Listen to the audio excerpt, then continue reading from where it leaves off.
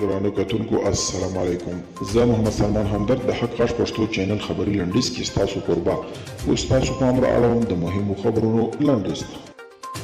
پاکستاني استخبارات او پوز وایي دوی پر طالبانو خپل نفوذ بایللی دي. د پاکستان استخبارات او پوز مشر پوره 8 ساعت دغه هیواد پارلمان ته د بندو دروازو تر شا د افغانستان په اړه خبرې کړې دي. دغه چارواکي ویلي دي دوی د دې غوښتونکي دي چې د افغانستان جګړه د خبرو له لارې ختمه شي. طالبان وایي له بګرام څخه د امریکایي سرتیرو تر وتلو وروسته د بګرام زندان کې پر بندیانو اوبه او برېښنا قطع شوي دي. طالبانو ویلي د اوبه او برېښنا د قطع کېدو له امله دا مهال بندیان له ناوړه وضعیت سره مخ دي او د زندان کانالیزاسیون سیستم هم خراب شوی دی.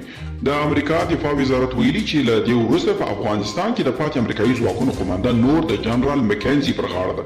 مکینزي په منځني ختیځ افریقا په شمال او منځني اسیا کې د ټولو امریکایي ځواکونو قوماندان هم په غاړه لري.